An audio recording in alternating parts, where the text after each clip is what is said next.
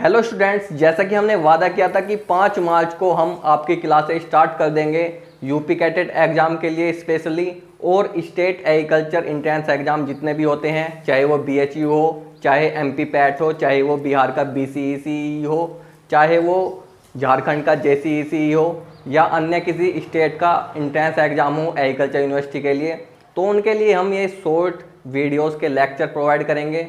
तो हम यहाँ पर ये मान कर चल रहे हैं कि हम ये जो पूरा कोर्स है आपका 2 से ढाई महीने में कंप्लीट कर देंगे, ताकि क्योंकि आपके अधिकतर जो एग्ज़ाम है वे जून में होने वाले हैं, ताकि हमारा जो कोर्स है वो मई 15 तक ख़त्म हो जाए और आपको कम से कम 1 महीने का टाइम मिल जाए ताकि आप उस चीज़ का रिवीजन कर सकें। तो ये हमारा जो पूरा जो प्लान है वो इस प्रकार से है। तो हम जो है यहाँ पर आपको वीडियो लेक्चर के साथ साथ, जैसे ही कोई वीडियो लेक्चर का चैप्टर कंप्लीट होगा, हम आपको नोट्स प्रोवाइड करा देंगे। उसके साथ साथ ही उसका जो सैम्पल पेपर होगा या मॉडल पेपर कह लीजिए, वो भी हम आपको यहीं पर प्रोवाइड करा देंगे। तो चलिए शुरू करते हैं। तो यहाँ पर आज हम जो पढ़ेंगे वो पढ़ेंगे मात्रक एवं इमाएँ, यानी कि हम आज फिजिक्स पढ़ेंगे, एग्रीकल्चर फिजिक्स। डेली आपको रेगुलर 3 लेक्चर मिलने वाले हैं यहाँ पर, और तीनों की ही लेंथ जो है वो आधे घंटे से पौन घंटा तक हो सकती है। तो आप वीडियो लेक्चर के साथ साथ जो वर्क बताया जाएगा उसको कंप्लीट करना, ताकि क्योंकि आपको अगर सिलेक्शन लेना है तो जो हम वर्क बताएंगे वो आपको डेली बेसिस पर करना होगा, तभी आपको इस क्रैश कोर्स का फ़ायदा हो सकता है। तो चलिए शुरू करते हैं। तो बात करते हैं सबसे पहले राशियों की। तो राशियाँ किसे कहते हैं? तो यहाँ पर भौतिक राशि की हम केवल बात करेंगे। तो भौतिक राशि जिस भी चीज़ को हम माप सकते हैं, यानी कि जैसे ये मार्कर है, हम इस चीज़ का क्या क्या माप सकते हैं। तो यहाँ पर इसकी हम लंबाई माप सकते हैं, तो लंबाई एक भौतिक राशि हो गई। इसका हम वजन माप सकते हैं, तो द्रव्यमान हो गया, वो भी एक भौतिक राशि हो गई। इसका हम आयतन माप सकते हैं, तो वो भी एक भौतिक राशि हो गई। तो यानी कि जिसका भी हम मापन कर सकते हैं जिस भी चीज़ का, वो भौतिक राशि कहलाती है। तो यहाँ पर भौतिक राशियाँ जो हैं वे 2 प्रकार की होती हैं, मूलभूत राशियाँ और व्युत्पन्न राशियाँ। तो मूलभूत राशियों की अगर हम बात करें तो मूलभूत राशियों में जैसे लंबाई हो गया, लंबाई, द्रव्यमान, लंबाई, द्रव्यमान, समय, ताप इत्यादि। तो इस प्रकार की जो क्वांटिटीज़ हैं, यानी कि इस प्रकार की जो राशियां हैं जो एक दूसरे से स्वतंत्र हैं। लंबाई को हम द्रव्यमान में नहीं नाप सकते, क्योंकि लंबाई को हम मीटर में मापते हैं। अगर कोई बोले कि इसकी लंबाई कितनी है, तो हम बताएंगे कि इसकी लंबाई जो है 12 सेंटीमीटर है। लेकिन कोई कहे कि इसकी लंबाई जो है हमें केजी में मापो, तो लंबाई को हम केजी में नहीं नाप सकते।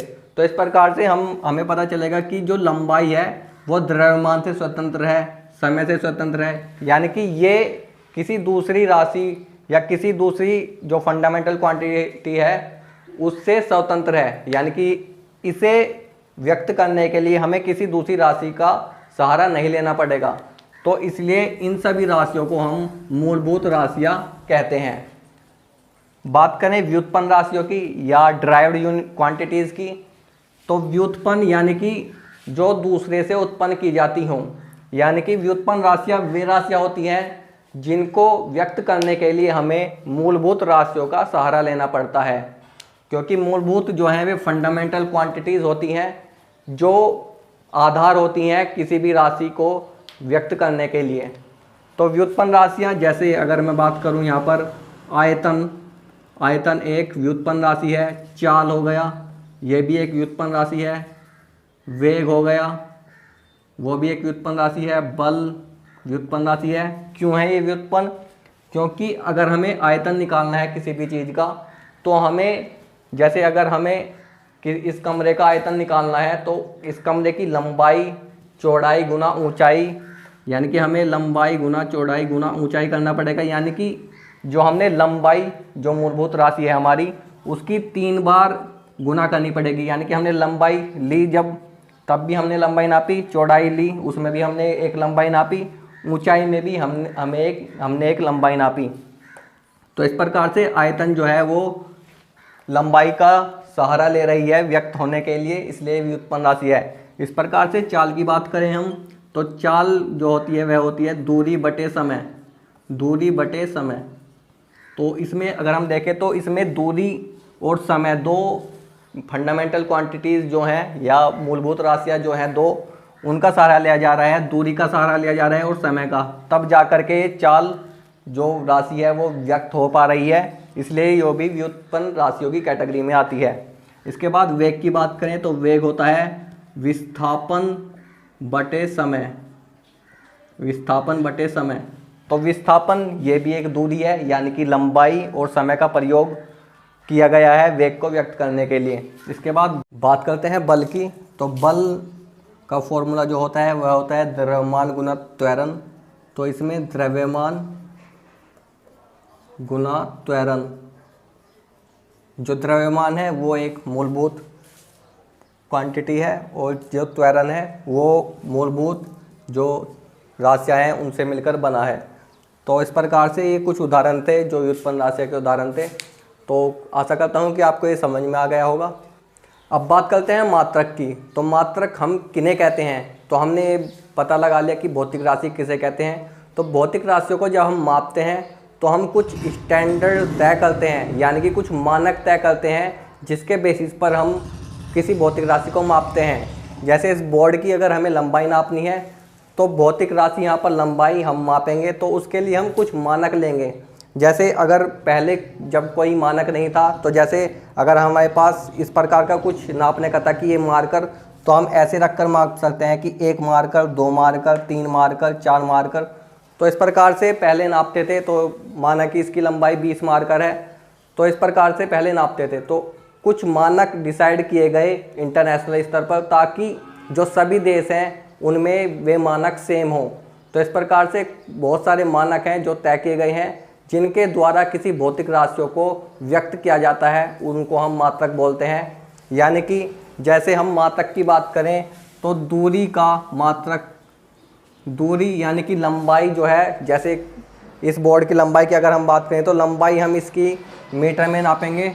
तो इस प्रकार से अगर हम मापेंगे तो हम यहाँ पर फीता रखेंगे, मेजरमेंट करने वाला फीता। तो यहाँ पर 1 मीटर, 2 मीटर, यानी कि जो मीटर एक लंबाई है उसको हम 2 बार लेंगे, तब जाकर ये पूरा नापेगा, यानी कि 2 मीटर हो जाएगा। तो 2 मीटर, तो इसमें जो है मीटर प्रयोग हुआ है, इसको ही हम क्या बोलते हैं, मात्रक। तो मात्रक को हम किस लिए यूज करते हैं, मापने के लिए कुछ मानकों का यूज किया जाता है, उन मानकों को ही हम मात्रक बोलते हैं। तो यहाँ पर जो मूलभूत राशियाँ हैं उनके मूलभूत मात्रक हैं, जिनको हम फंडामेंटल क्वांटिटीज़ और फंडामेंटल यूनिट्स बोलते हैं। तो वे आपको ज़रूर याद होनी चाहिए। तो यहाँ पर टोटल 7 ऐसी फंडामेंटल क्वांटिटीज़ हैं या 7 मूलभूत राशियाँ हैं जो आपको पता होनी चाहिए, जिनके आधार पर ही दूसरी सभी राशियाँ बनी होती हैं। तो उनकी बात करते हैं यहाँ पर। तो जो 7 मूलभूत राशियाँ हैं उन्हीं की हम यहाँ पर बात करेंगे। तो सबसे पहले यहाँ पर भौतिक राशि लिखेंगे, यहाँ पर मात्रक, इधर संकेत। तो सबसे पहली जो भौतिक राशि लेंगे हम लेंगे लंबाई। लंबाई के बाद हम लेंगे द्रव्यमान। द्रव्यमान, तीसरी है यहाँ पर समय, चौथी ताप, पांचवा प्रदीप्त तीव्रता,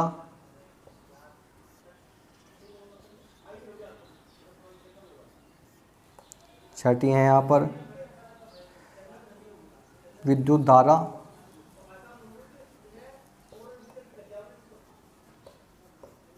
और 7वीं है पदार्थ की मात्रा। तो यहाँ पर टोटल 7 मूलभूत राशियाँ हैं पदार्थ की मात्रा। तो हम उन सातों के मात्रक यहाँ पर देखेंगे। तो लंबाई का जो मात्रक होता है वो होता है मीटर। इसके बाद द्रव्यमान का होता है किलोग्राम। इसके बाद समय का मात्रक होता है सेकंड। ताप का मात्रक होता है केल्विन। प्रदीप्त तीव्रता का मात्रक होता है कैंडेला।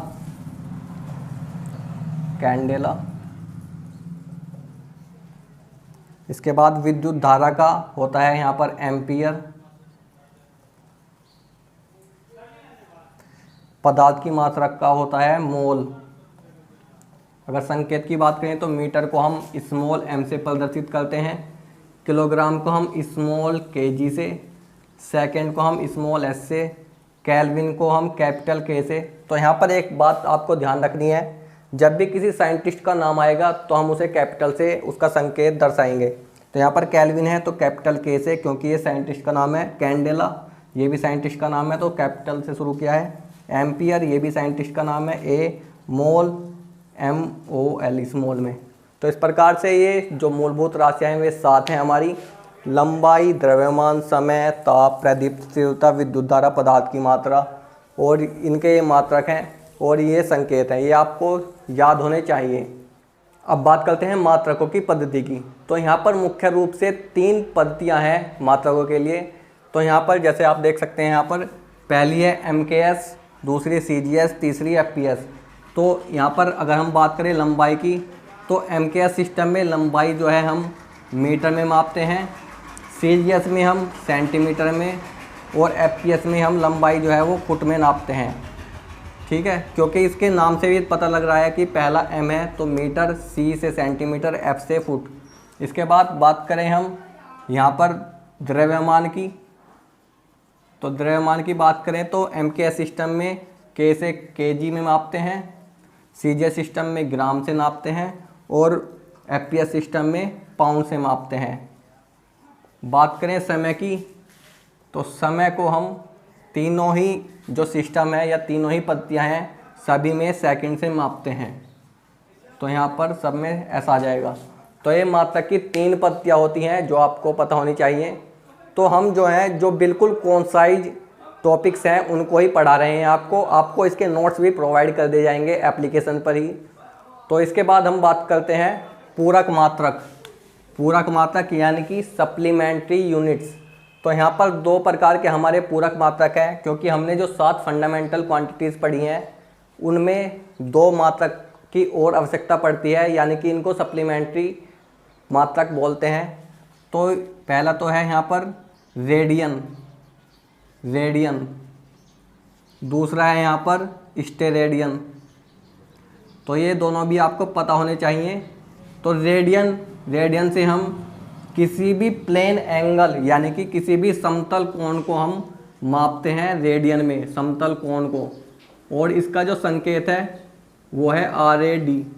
ठीक है, और इसके बाद स्टेरेडियन में हम मापते हैं ठोस कोण को। ये तो होता समतल कोण को हम मापेंगे रेडियन में, और ठोस कोण को हम मापेंगे स्टेरेडियन में। इसके लिए संकेत है SR। तो ये आपको दोनों पता होने चाहिए। अब बात करते हैं हम उपसर्गों की, जो बहुत महत्वपूर्ण है। किसी भी संख्या को हम बहुत शॉर्ट में दर्शा सकते हैं उपसर्गों के माध्यम से। जैसे बात करें हम 10 की घात 1 की, तो 10 की घात 1 को हम डेका बोल सकते हैं। जैसे अगर हम दूरी की बात करें तो हम मीटर में मापते हैं, तो हम उसे 1 डेका मीटर भी बोलेंगे तो भी वो 1 मीटर माना जाएगा। इस प्रकार से 10 की घात -1 होगा, उसको हम डेसी बोल सकते हैं। 10 की घात -2 होगा, उसको हम सेंटी बोल सकते हैं। 10 की घात -3 होगा, उसको हम मिली बोल सकते हैं। इसके बाद 10 की घात -6 होगा तो उसको हम माइक्रो बोल सकते हैं। 10 की घात -9 होगा तो उसको हम नैनो बोल सकते हैं। इसके बाद 10 की घात -12 होगा तो उसको हम पीको बोल सकते हैं, और 10 की घात -15 होगा तो उसको हम फेमटो बोल सकते हैं। तो इस प्रकार से बोलते हैं। अगर ऊपर की तरफ जाएं हम तो डेका के बाद अगर 10 की घात 2 होगा तो हम उसको हेक्टो बोलते हैं।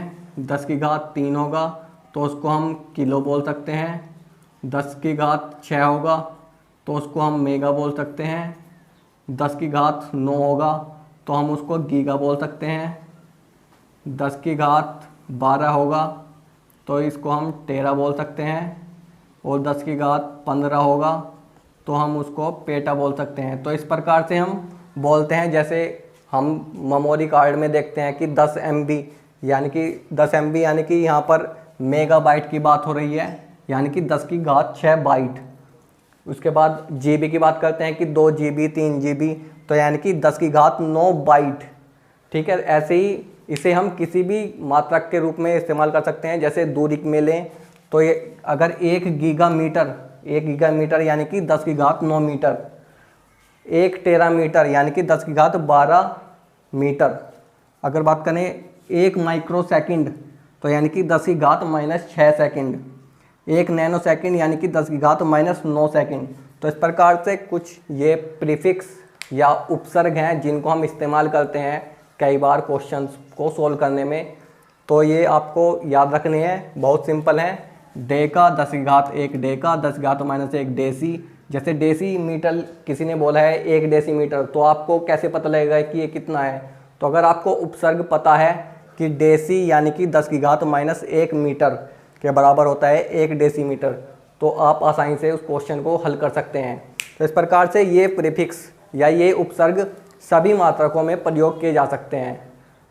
अब बात करते हैं जो मात्रक होते हैं, अगर काफ़ी लंबी दूरी है, यानी कि जैसे यहाँ से सूरज तक की डिस्टेंस हो गई, तो उसमें अगर हम मीटर में व्यक्त करेंगे तो उसमें हमें बहुत ज़्यादा जीरो का प्रयोग करना पड़ेगा और बहुत सारा वर्क करना पड़ेगा उस पर। इसलिए हमें 10 की घात लगाकर हम उन चीज़ों को दर्शा देते हैं और बहुत शॉर्ट में हम चीज़ों को लिख देते हैं। तो वही हम आपको बताएंगे। तो इसमें सबसे पहले बात करें यहाँ पर, तो एक यहाँ पर होता है लाइट ईयर या प्रकाश वर्ष, इसको बोलते हैं हम हिंदी में प्रकाश वर्ष। तो काफ़ी बार पूछा जाता है क्वेश्चन कि प्रकाश वर्ष जो है वह किसका मात्रक है? तो ऑप्शन दे जाते हैं कि समय का है, या फिर दूरी का है, या फिर द्रव्यमान का है, या फिर ताप का है। तो ये जो प्रकाश वर्ष है इससे हम दूरी को मापते हैं, यानी कि लंबाई का मात्रक है। कैसे है? क्योंकि प्रकाश वर्ष में जिस चीज़ को भी मापा जाता है, तो एक प्रकाश वर्ष 1 साल के अंदर प्रकाश द्वारा चली गई दूरी को हम प्रकाश वर्ष बोलते हैं। यानी कि अगर 365 दिन होते हैं एक साल के अंदर, 365 दिन में कितने घंटे होते हैं? 24 से गुना करेंगे घंटे आ जाएंगे, 60 से गुना करेंगे तो प्रत्येक घंटे में जितनी मिनट होती हैं वे आ जाएंगी, और 1 मिनट में कितनी सेकंड होती है? तो ये सारा मिला करके हमारा टोटल इतनी सेकंड हो जाती हैं। और हमारी जो लाइट की स्पीड होती है, यानी कि निर्वात में प्रकाश की चाल जो होती है वो होती है 3 गुना 10 की घात 8 मीटर पर सेकंड। ठीक है, तो 3 गुना 10 की घात 8 मीटर पर सेकंड, यहाँ गुना कर देंगे 3 गुना 10 की घात 8, तो करीबन 9.46 इंटू 10 की पावर 15 मीटर इतनी दूरी जो प्रकाश है वो तय करता है 1 साल के अंदर। तो प्रकाश वर्ष एक बड़ा पैमाना है लंबाई को नापने का। तो काफ़ी बार पूछा जाता है कि लाइट ईयर किसका मात्रक है और इसका क्या मान होता है। तो कई जगह तो 9.46 इंटू 10 की पावर 15 लिखा होगा, या कहीं पर 9 इंटू 10 की पावर 15 लिखा होगा। तो आपको जो भी पास लगे उसको लगा देना है। इसके बाद एक और यहाँ पर मात्रक है एंगस्ट्रॉम।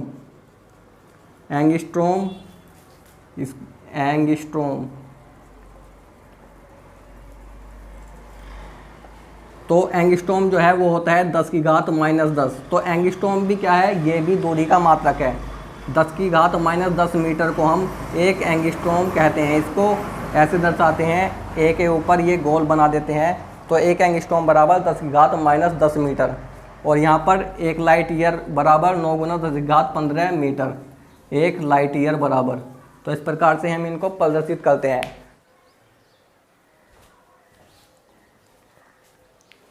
अब हम बात करते हैं विमाओं की। विमा किसे बोलते हैं? तो विमा अगर हम परिभाषा के रूप में देखें तो विमा उन घातों को बोलते हैं जो मूलभूत राशियों के ऊपर चढ़ाई गई होती हैं। तो अगर हम यहाँ पर एक व्युत्पन्न राशि लें चाल, तो चाल का हम जानते हैं चाल बराबर होता है दूरी बटे समय। तो चाल बराबर दूरी बटे समय होती है। तो इसका अगर हम मात्रक लिखें तो दूरी को हम मीटर में मापते हैं, समय को हम सेकंड में मापते हैं, तो मीटर पर सेकंड। इसको हम इस प्रकार से भी लिख सकते हैं ms-1, क्योंकि यहाँ पर ये बटे में है, ऊपर ले जाएंगे तो -1 घात चढ़ जाएगी, और ऊपर रहता है तो उसके ऊपर 1 घात रहती ही है। तो इस प्रकार से जो इनके ऊपर ये घातें चढ़ी हुई हैं इसी को हम क्या बोलेंगे? विमा।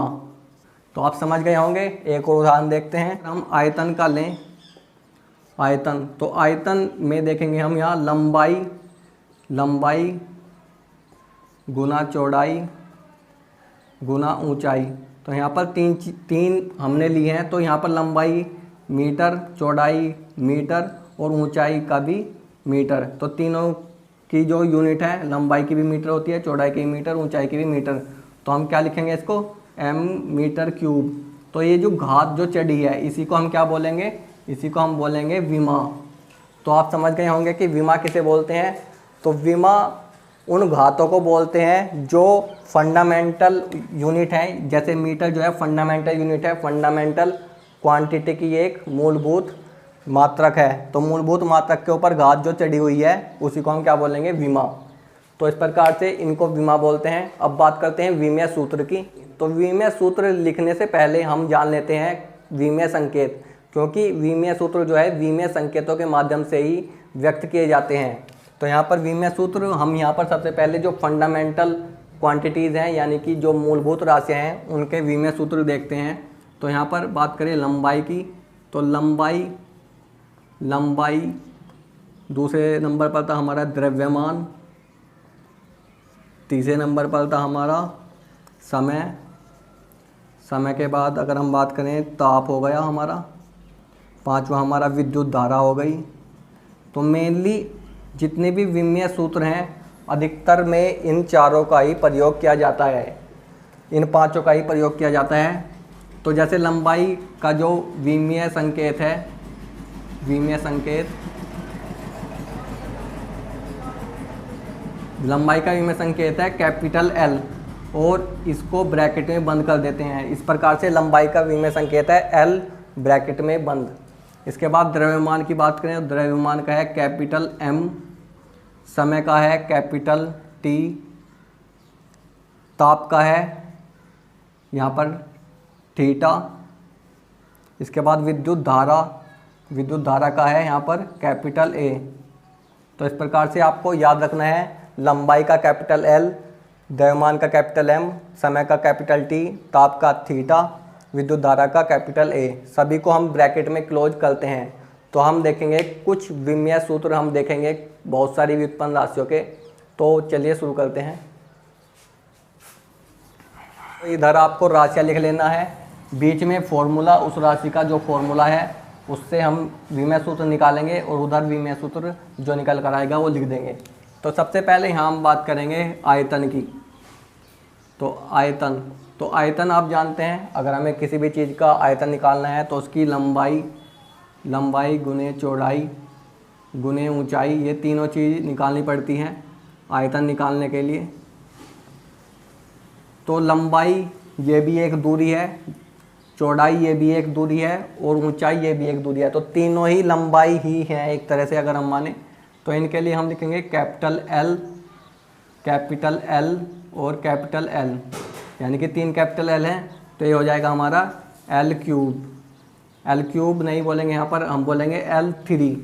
क्या बोलेंगे, L3। तो इस प्रकार से हमें लिख लेना है। तो उधर हमने लिख लिया L3। इसके बाद बात करते हैं हम वेग की, वेग या चाल। तो जो वेग होता है उसका जो फॉर्मूला होता है दूरी बटे समय, वेग बराबर दूरी बटे समय। तो दूरी यानी कि एक लंबाई है, इसके लिए हम क्या लिखेंगे, कैपिटल एल ब्रैकेट क्लोज, समय को करते हैं टी से, capital L upon capital T. तो इसका जो हमारा विमीय सूत्र निकल कर आएगा वो आएगा capital L T minus 1 bracket close. तो ये हमारा आ गया वेग या चाल का LT माइनस 1। इसके बाद बात करते हैं त्वरण यानी कि एक्सेलरेशन। तो हमारा जो त्वरण का फॉर्मूला होता है, त्वरण होता है हमारा वेग परिवर्तन बटे समय। तो यहाँ पर वेग परिवर्तन यानी कि परिवर्तन होकर भी तो वो एक वेग ही है। तो वेग परिवर्तन यानी कि वेग का ही इसमें विमीय सूत्र आएगा, यानी कि वेग परिवर्तन यानी कि LT माइनस 1 ऊपर हो गया, समय का नीचे टी को ऊपर ले जाएंगे तो ये काय में जाएगा, माइनस में जाएगा। तो इस प्रकार से हमारा हो जाएगा LT माइनस 2। इसके बाद बात करें हम बल की यानी कि फोर्स की। तो बल का जो हमारा फॉर्मूला होता है वो होता है मास गुना त्वरण, यानी कि द्रव्यमान गुना त्वरण। ये आपको हमारे नोट्स में मिल जाएंगे सभी लिखे हुए। यहाँ पर मैं आपको समझा रहा हूँ किस प्रकार से निकालने हैं। द्रव्यमान गुना त्वरण, तो द्रव्यमान के लिए हम क्या लिखते हैं, कैपिटल M। त्वरण का हम पहले ही निकाल चुके हैं, क्या है, LT-2। तो यहाँ पर इस प्रकार से इसका क्या आ जाएगा विमेय सूत्र, MLT-2।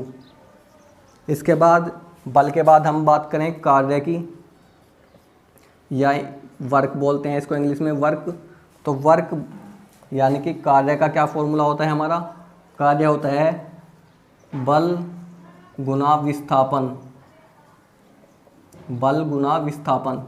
तो बल का हम पहले ही निकाल चुके हैं, बल का क्या होता है MLT-2। और विस्थापन क्या है, एक दूरी है, यानी कि एक लंबाई है, तो इसका क्या हो जाएगा कैपिटल L। तो इसका विमेय सूत्र क्या निकल कर आएगा, L के साथ जुड़ के क्या हो जाएगा, L2 बन जाएगा। ये हो जाएगा हमारा ML2T-2। तो इस प्रकार से आपको जिस भी राशि का फॉर्मूला पता लगे आप उसका आराम से विमेय सूत्र निकाल सकते हैं। इस प्रकार से आप बहुत सारे हम वर्क दे देंगे, होमवर्क दे देंगे, आपको यहीं पर मिल जाएगा। नोट्स में आप देख सकते हैं, वहाँ पर असाइनमेंट लिखा होगा। आपको उन सभी राशियों का फॉर्मूला ढूंढ के उनका विमेय सूत्र निकालना है। तो ये आज का आपका होमवर्क होगा। इसके बाद बात करेंगे हम जो विमेय सूत्र हैं उनका प्रयोग किस किस चीज़ के लिए किया जा सकता है। तो मुख्यतः यहाँ पर 4 चीज़ हैं जिनके लिए हम विमेय सूत्र का उपयोग करते हैं, तो वो हम जानेंगे, उसके बारे में थोड़ा सा डिस्कशन करेंगे।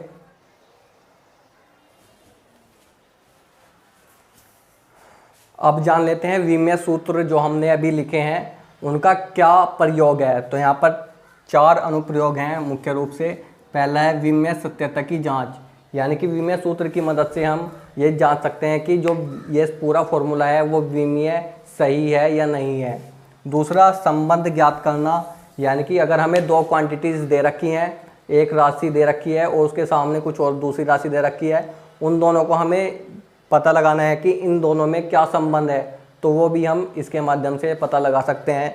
इसके बाद तीसरा जो इसका प्रयोग है वो है एक पद्धति से दूसरी पद्धति में परिवर्तन करना। जैसे कि हमें किलोमीटर को, जैसे 60 किलोमीटर है उसको हमें सेंटीमीटर में कन्वर्ट करना है, तो उसको भी हम विमेय सूत्र की मदद से कर सकते हैं या विमेय विश्लेषण की मदद से कर सकते हैं। इसके बाद नियतांक का मान ज्ञात करना या मात्रक ज्ञात करना, तो किसी भी नियतांक का हम मात्रक इससे आसानी से ज्ञात कर सकते हैं। तो ये यहाँ पर 4 अनुप्रयोग हैं। इसमें ज़्यादा कुछ आपके पेपर में आता नहीं है, इसलिए मैंने केवल लिखा है कि विमेय सत्यता की जांच करता है। जैसे कोई फॉर्मूला है V = U + AT, तो अगर जो इसका जो मात्रक है यानी कि जो इसकी विमा है, अगर इसकी विमा इसके बराबर आ जाती है और इसके बराबर आ जाती है, जैसे ये वेग है, तो हमें पता है कि V वेग का क्या होता है, वेग का होता है LT-1। ये विमा होती है वेग की। अगर यही विमा इसकी आ जाती है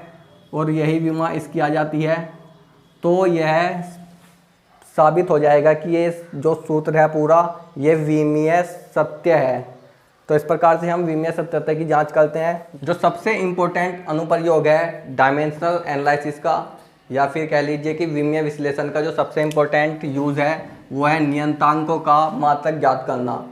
तो हम किसी भी नियतांक का यानी कि किसी भी कांस्टेंट वैल्यू का हम यहाँ पर मात्रक ज्ञात कर सकते हैं। एक उदाहरण से समझते हैं। अगर हम गुरुत्वाकर्षण बल की बात करें तो गुरुत्वाकर्षण बल का जो फॉर्मूला होता है वह होता है F = G, द्रव्यमान पहले पिंड का गुना द्रव्यमान दूसरे पिंड का बटे उन दोनों पिंडों के बीच की दूरी का स्क्वायर। तो ये बल बराबर जो गुरुत्वाकर्षण बल है उसका ये फॉर्मूला होता है। और इसमें जो ये पूरा होता है, इसमें 2 पिंड लिए जाते हैं। माना कि एक पिंड का भार जो है वो m1 है और दूसरे पिंड का भार m2 है। तो इन दोनों के बीच की दूरी को हम r लेते हैं और इन दोनों पिंडों के बीच में लगने वाले बल को हम गुरुत्वाकर्षण बल कहते हैं। तो ये इस प्रकार से इस फॉर्मूले को लिखते हैं।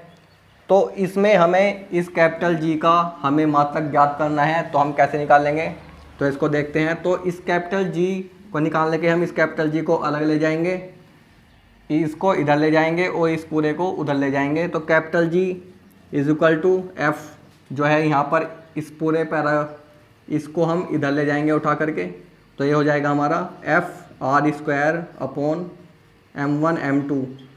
तो ये आ गया। तो इसके बाद हमें पता है कि f का जो विमेय सूत्र है वो हमने निकाला था, वो होता है MLT-2। तो इसको लिख लेंगे। इसके बाद r यानी कि r क्या है, दूरी है, यानी कि l इसका विमेय सूत्र होगा। तो l और यहाँ पर स्क्वायर है तो यहाँ पर 2 आ जाएगा। इसके बाद नीचे क्या बचा, नीचे बचा M1 और M2, यानी कि M1 के लिए कैपिटल M और दूसरे M2 के लिए भी कैपिटल M। और अगर इसको सबमिट करें तो यहाँ पर ये ML1 है और यहाँ पर L2 है, तो ML3 हो जाएगा यहाँ पर, और T-2 रहेगा। नीचे करें तो नीचे M2 हो जाएगा। और जब इसको हम ऊपर लेके जाएंगे M2 को, तो यहाँ पर ये +2 है, लेकिन ऊपर जाएगा तो -2 हो जाएगा। तो ये हमारा हो जाएगा M-1 L3 T-2। तो ये हमारा निकल कर आएगा।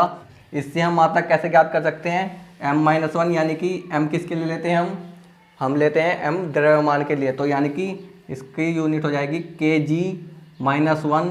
L से क्या लेते हैं हम, लंबाई, यानी कि मीटर क्यूब। T से टाइम यानी कि सेकंड, तो पर सेकंड स्क्वायर। तो ये हमारी जो मात्रक है वो इस प्रकार से आ जाएगा। किसी भी मात्रक ये होगा।